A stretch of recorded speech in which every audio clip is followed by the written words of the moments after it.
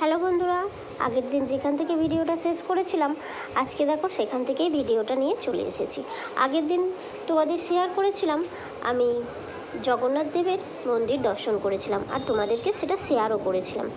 আজকে দেখো তোমাদেরকে বলেছিলাম আজকে যাব আমি পঞ্চলিঙ্গেশ্বর মন্দিরে, আর সেই মন্দিরটাই আজকে তোমাদের সাথে শেয়ার করব। তার জন্য এই যে দেখতেই পাচ্ছ চারিদিকে কতটা সুন্দর পাহাড় দেখা যাচ্ছে, অবশ্যই তোমাদের সাথে শেয়ার করব ভালো করে। আর এখন দেখো আমরা চলে যাচ্ছি পঞ্চলিঙ্গেশ্বর মন্দিরে। এই রাস্তা দিয়ে হেঁটে রাস্তার দুধারে দেখছো দোকান ভর্তি, প্রচুর দোকান ছিল। সবটাই পুরোটা আমি ভিডিও করিনি, কারণ ভিডিওটা যদি অত দোকানের ভিডিও আমি করতাম আবার অনেক দোকান বন্ধও ছিল। আর যদি এত দোকান, এই দেখছো কিছু দোকান সব বন্ধ আছে, আর যদি এত দোকানের আমি ভিডিও তুলতে যেতাম তাহলে কিন্তু ভিডিওটা অনেক বড় হয়ে যেত। তাই পুরো রাস্তাটা আমি তুলিনি, ভিডিওটা কিছুটা তুলেছি, আর যতটা যা তুলেছি তোমাদের সাথে ততটাই শেয়ার করছি।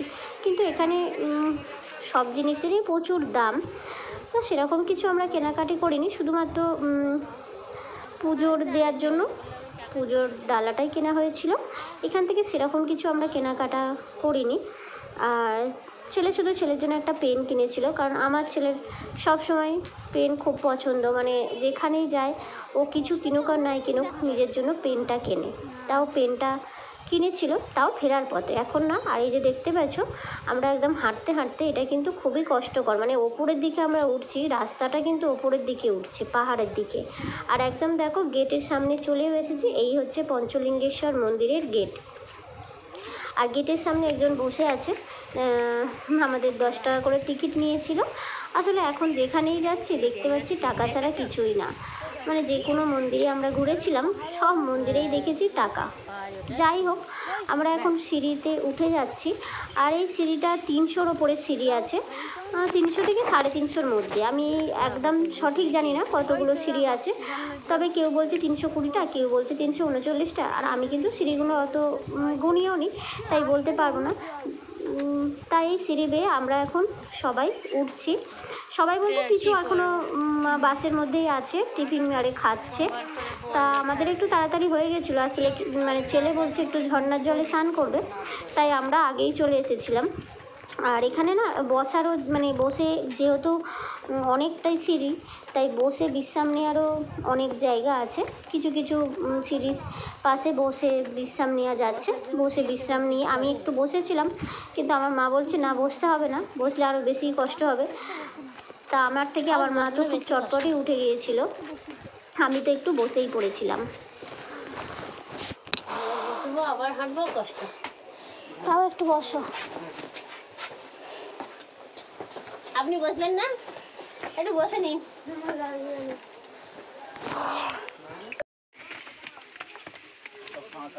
দেখো উঠে পড়েছি, আবারও সবাই হাঁটা শুরু করে দিয়েছে। আর এই যে এরা সবাই স্নান করবে, সেই জন্য সবাই হাফ প্যান্ট পরে চলে এসেছে, আর ছেলেকেও হাফ প্যান্ট পরিয়ে নিয়ে এসেছি, কারণ ও বলে স্নান করবে। দেখা যাক স্নান করাতে পারি কি না। তবে আমি বলেই দিচ্ছি, যেহেতু আমি ভয়েসটা পরে দিচ্ছি, ছেলে ওখানে স্নান করেনি, কারণ ঝর্ণার জল সেভাবে পড়ছিল না, মানে সে ঝর্ণার জল যেভাবে পড়ার কথা সেভাবে কোথাও ঝর্ণার জল পড়ছিল না, তাই আর স্নান করাতে পারিনি।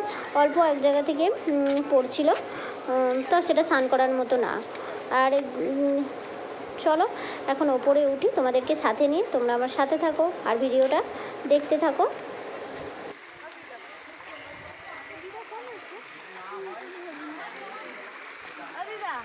এই ঝর্ণার জল আসছে, দেখাও ওখানে যাবো।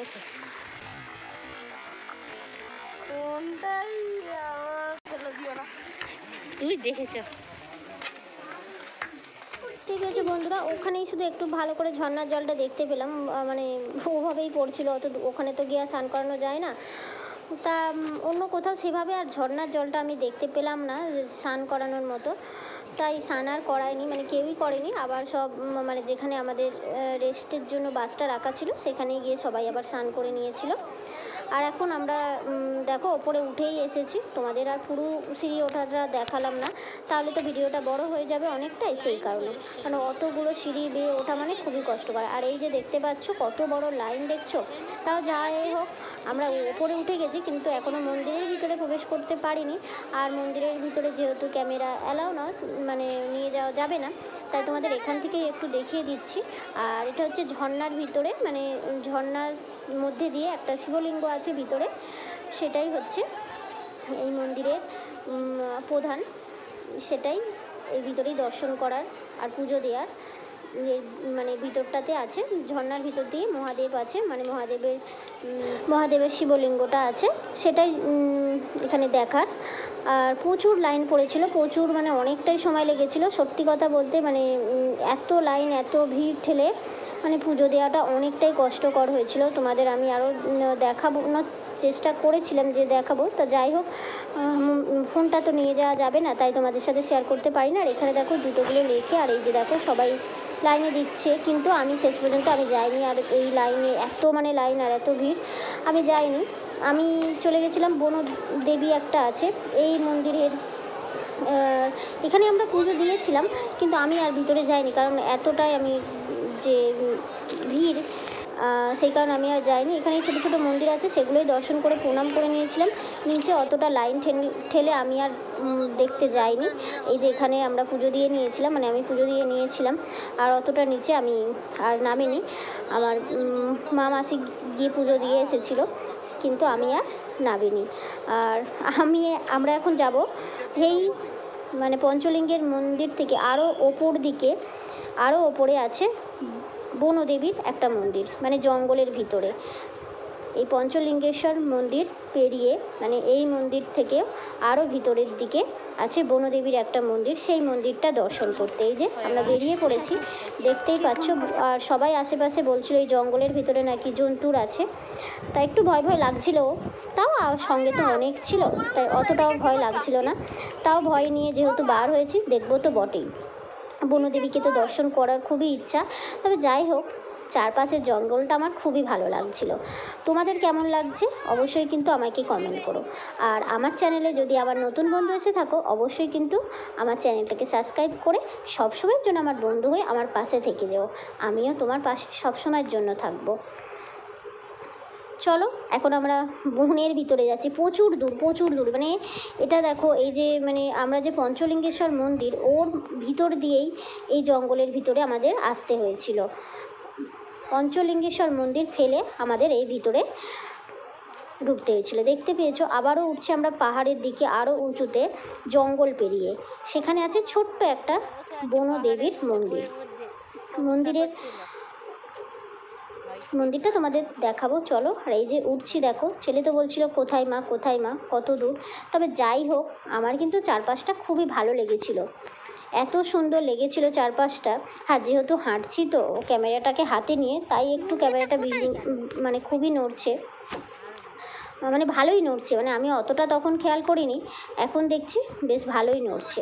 আর ওই যে দেখো দূরে দেখা যাচ্ছে না বনদেবীর মন্দিরটা, ছোট, তাও ইচ্ছা করলো যেহেতু এসেছি, সবাই বলছে অনেক জঙ্গলের ভিতরে মন্দির। আর এই যে দেখো জলাশয়টা, এটা একটা ঝিল বা পুকুর যাই হোক বলা চলে, খুবই ভালো লেগেছে। জলটা এতটাই সবুজ যে কি তোমাদের বলবো, আমার তো খুবই ভালো লেগেছে।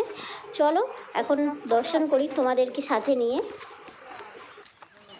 বাঘ, সিংহ, হাতি, আমি তো জিনিস খুললাম, এখানে যা পাথর জানো, পাথর পড়ে যাবে সব নাকি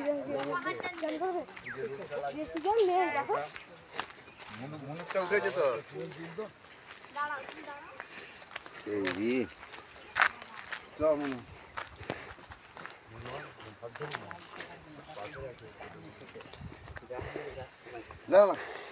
হাতির ভাই